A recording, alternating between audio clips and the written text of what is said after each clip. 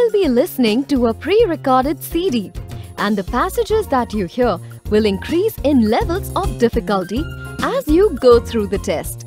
You will have to complete and answer each section before you move on to the next. In Section 1, you will listen to a conversation between two people set in an everyday social situation. Each section is heard only once, so please listen carefully.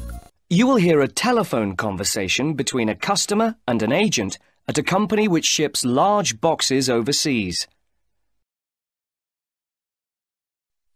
Good morning, Packham's shipping agents. Can I help you? Oh, yes. I'm ringing to make inquiries about sending a large box, a container, back home to Kenya from the UK. Yes, of course. Would you like me to try and find some quotations for you? Yes, that'd be great. Thank you. Well, first of all, I need a few details from you. Fine. Can I take your name? It's Jacob Mkere. Can you spell your surname, please? Yes, it's Mkere. Is that M for mother? Yes. Thank you. And you say that you will be sending the box to Kenya? That's right. And where would you like the box picked up from? From college, if possible. Yes, of course. I'll take down the address now. It's Westall College. Is that Westall? Yes, college. Westall College. And where's that? It's Downlands Road in Bristol. Oh, yes, I know it. And the postcode? It's BS8 9PU. Right.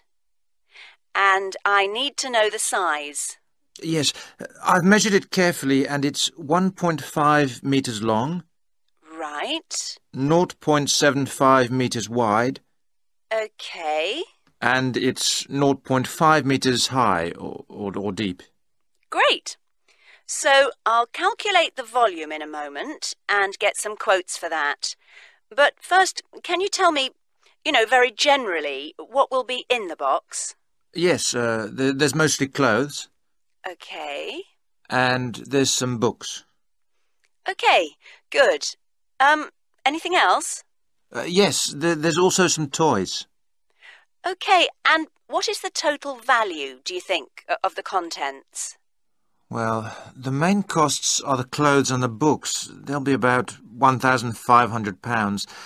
But then the toys are about another 200. So I'd put down £1,700.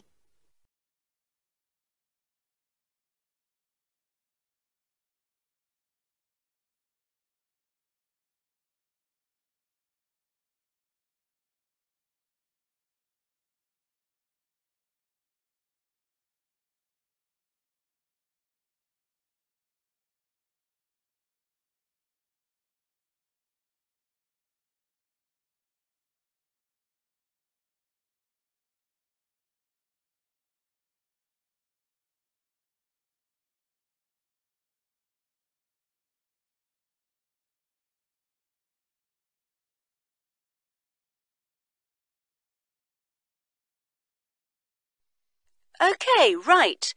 Now, obviously insurance is an important thing to consider, and our companies are able to offer very good rates in a number of different all-inclusive packages. Sorry, could you explain a bit more? Yes, sorry. There's really 3 rates according to quality of insurance cover. There's the highest comprehensive cover, which is premium rate. Then there's standard rate, and then there's economy rate. That one will only cover the cost of the contents second-hand. Oh, I've been stung before with economy insurance, so I'll go for the highest. Mm-hmm. And can I just check, would you want home delivery or to a local depot, or would you want to pick it up at the nearest port? The port would be fine. I've got transport that end. Fine. And will you be paying by credit card? Can I pay by cheque?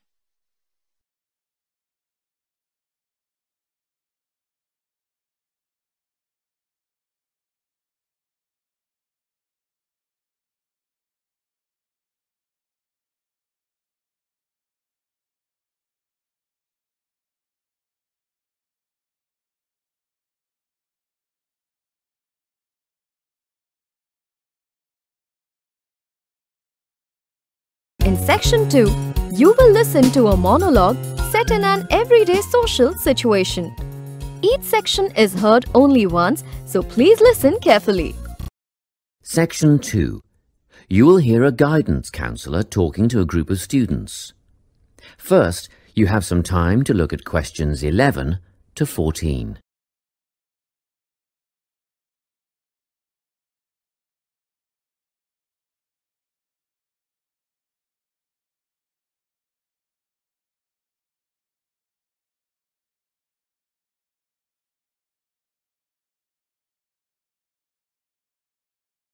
Listen carefully and answer questions 11 to 14.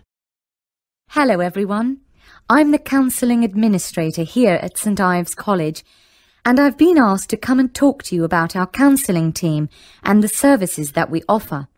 We have 3 professional counsellors here at St Ives, Louise Bagshaw, Tony Denby and Naomi Flynn. They each hold daily one-on-one sessions with students, but which counsellor you see will depend on a number of factors. If you've never used a counsellor before, then you should make an appointment with Naomi Flynn. Naomi specialises in seeing new students and offers a preliminary session where she will talk to you about what you can expect from counselling, followed by some simple questions about what you would like to discuss. This can be really helpful for students who are feeling a bit worried about the counselling process. Naomi is also the best option for students who can only see a counsellor outside office hours. She is not in on Mondays but starts early on Wednesday mornings and works late on Thursday evenings, so you can see her before your first class or after your last class on those days. Louise staffs our drop-in centre throughout the day. If you need to see someone without a prior appointment, then she is the one to visit. Please note that if you use this service, then Louise will either see you herself or place you with the next available counsellor. If you want to be sure to see the same counsellor on each visit, then we strongly recommend you make an appointment ahead of time. You can do this at reception during office hours or by using our online booking form. Tony is our newest addition to the counselling team. He is our only male counsellor, and he has an extensive background in stress management and relaxation techniques. We encourage anyone who is trying to deal with anxiety to see him. Tony will introduce you to a full range of techniques to help you cope with this problem, such as body awareness, time management, and positive reinforcement.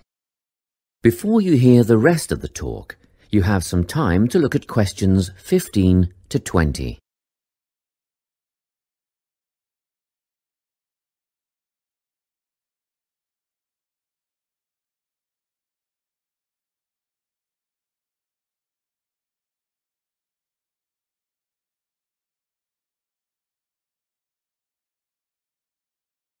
Now listen and answer questions 15 to 20. Each semester, the counselling team runs a number of small group workshops. These last for 2 hours and are free to all enrolled students. Our first workshop is called Adjusting.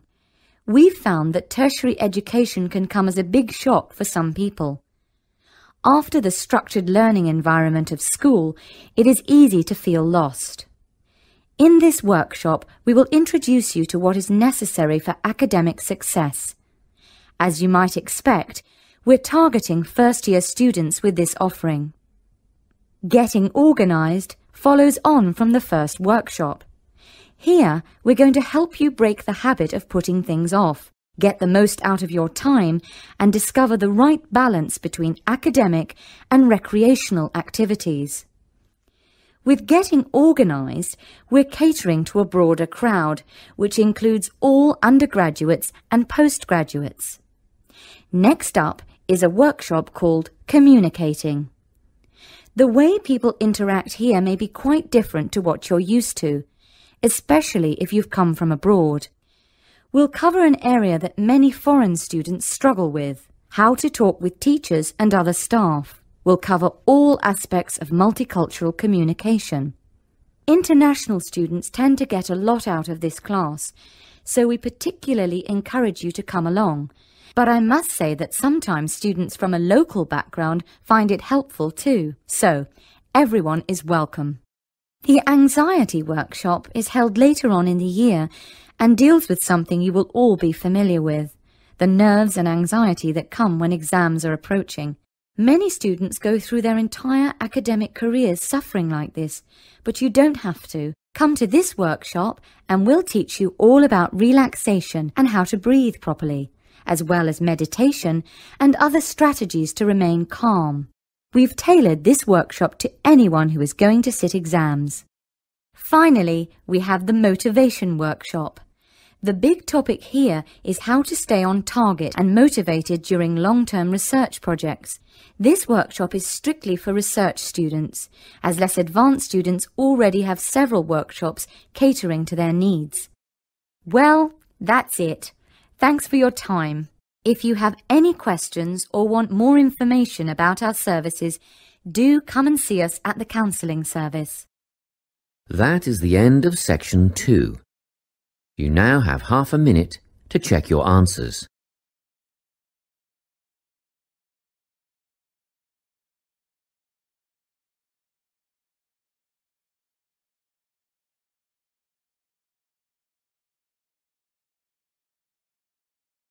In section 3, you will listen to a conversation between up to 4 people set in an educational or training context. Each section is heard only once, so please listen carefully. Section 3. You will hear a conversation between a tutor and 2 students who are preparing for an English literature test. First, you have some time to look at questions 21 to 24.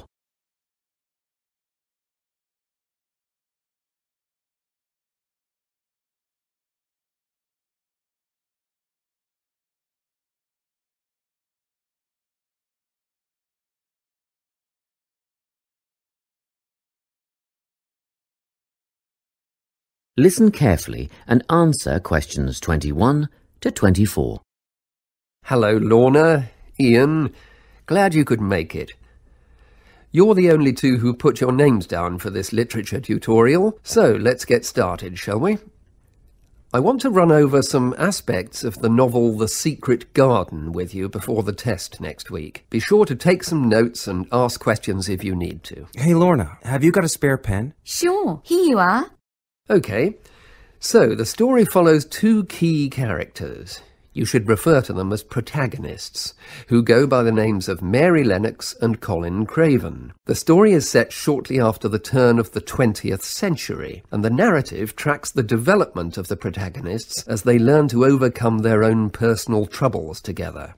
That's quite a common storyline, isn't it? Yes, you're right, Lorna. So what can you tell me about the character of Mary? Well, in the beginning, she is an angry, rude child who was orphaned after a cholera outbreak and forced to leave India and move to the United Kingdom to her uncle's house in Yorkshire. That's right. And there she meets Colin, who spends his days in an isolated room, believing himself to be permanently crippled, with no hope of ever gaining the ability to walk. The 2 strike up a friendship, and gradually learn, by encouraging each other, that they can both become healthy, happy and fulfilled in life. Will we need to remember a lot of these details for the exam? Just the basic outline. Examiners don't want to read a plot summary. They know what the book is about. Focus on narrative techniques instead, such as point of view. What's that mean? It's all about how we see the story. This story, for example, is written from the perspective of what is called an omniscient narrator. Omniscient means all-knowing. So, as readers, we get to see how all the characters feel about things, what they like and don't like, and what their motivations are in the story. Before you hear the rest of the conversation, you have some time to look at questions 25 to 30.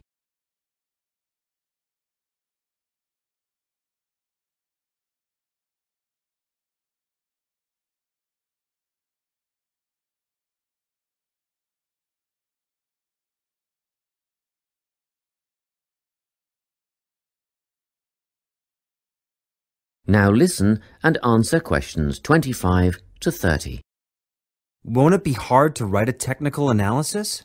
After all, it's a kid's book. Well, it was initially pitched at adults, you know. But over the years it has become seen as a more youth-orientated work.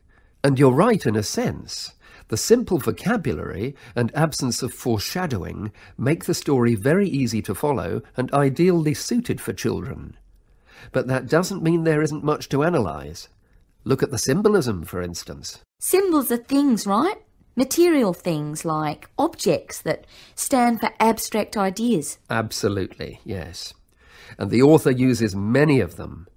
There's the robin redbreast, for example, which symbolises the wise and gentle nature that Mary will soon adopt. Note that the robin is described as not at all like the birds in India. Roses are used as well, as a personal symbol for Mistress Craven. You'll see they're always mentioned alongside her name, and Mistress Craven's portrait can also be interpreted as a symbol of her spirit. Are symbols just another name for motifs? No. Motifs are a bit different. They don't have as direct a connection with something the way that a symbol does. Motifs are simply recurring elements of the story that support the mood. Are there any in this novel? Yes, two very important ones. The Garden of Eden is a motif. It comes up a few times in connection with the garden of the story. And then you've got the role that secrets play in the story. In the beginning, everything is steeped in secrecy, and slowly the characters share their secrets, and in the process move from darkness to lightness, metaphorically, but also, in the case of Colin, quite literally. His room in the beginning has the curtains drawn, and he appears at the end in the brightness of the garden. Anything else we need to know about? Yes. Nearly all novels explore universal concepts that everyone has experienced. Things like love, family, loneliness, friendship. These are called themes. The Secret Garden has a few themes that all centre on the idea of connections. The novel explores, for example, the way that health can determine and be determined by our outlook on life. As Colin's health improves, so too do his perceptions of his strength and possibility. The author also examines the link between our environment and our physical and emotional prosperity. The dark, cramped rooms of the manor house stifle the development of our protagonists. The garden and natural environments allow them to blossom, just as the flowers do. Finally, this book looks at connections between individuals, namely Mary and Colin. This necessity of human companionship is the novel's most significant theme, because none of their development as individuals would have occurred without their knowing each other. Well, that about sums it up, I think. That's a great help, thanks. Yes, thanks very much. That is the end of section 3. You now have half a minute to check your answers.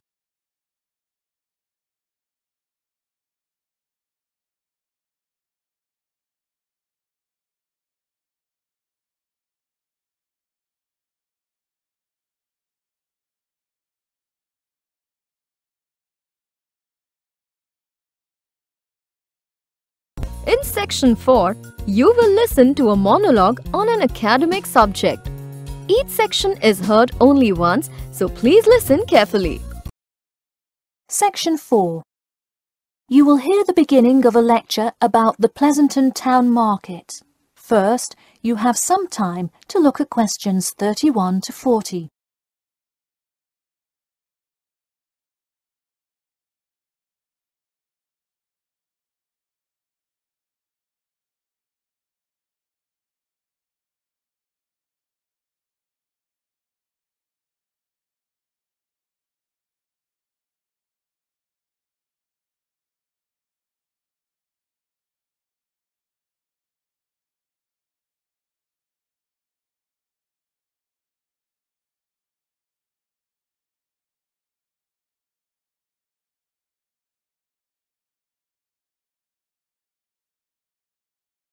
Now, listen carefully and answer questions 31 to 40.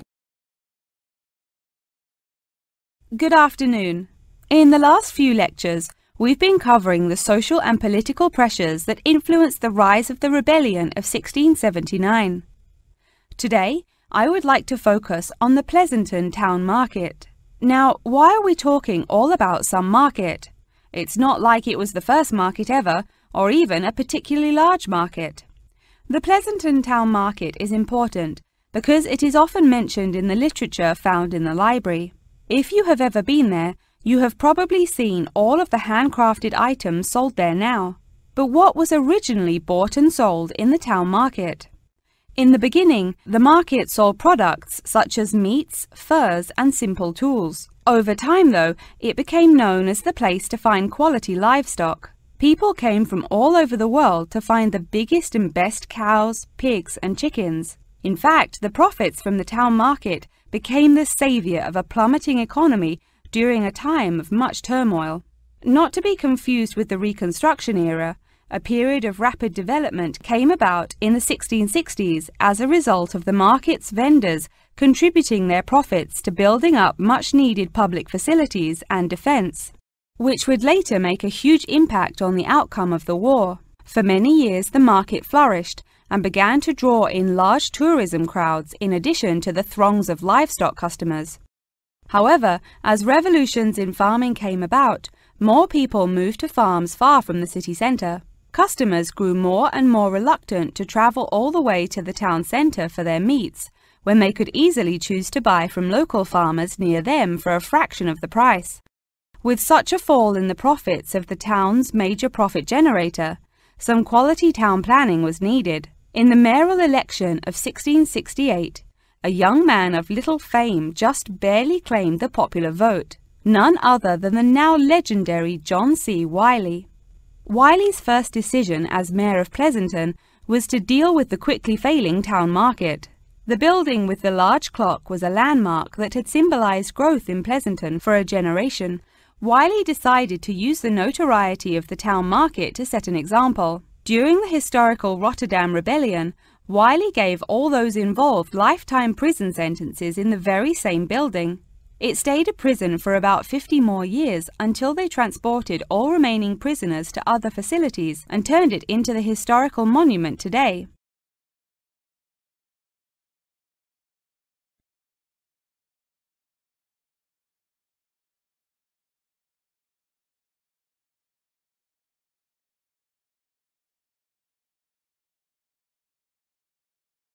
Now that you know the basics of the history of the Pleasanton town market, I will introduce your next group project. I want you to make a short film based on the real historical events that occurred in Pleasanton before and during the uprising. I will give you some class time to look through the library's reference section, but you will be responsible for conducting further research outside of class. I suggest starting by looking for information on the market itself. You'll find plenty of information. In fact, some students complain that there is actually too much information on it. On your own time, you could find family members of old war veterans to conduct interviews. Sometimes they provide wonderful insight that you wouldn't find in proper history books. But be careful, an interview that is riddled with bias is useless.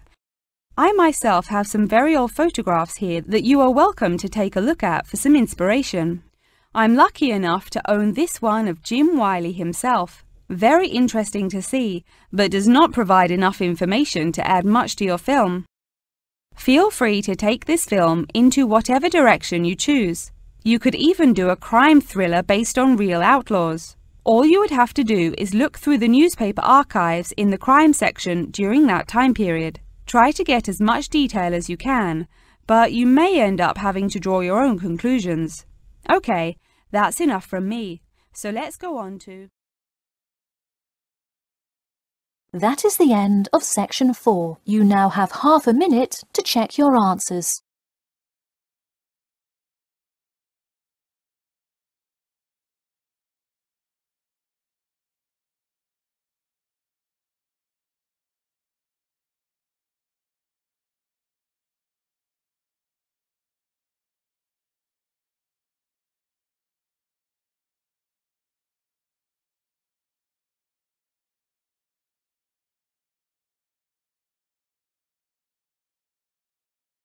That is the end of the listening test. In the IELTS test, you will now have 10 minutes to transfer your answers to an answer sheet.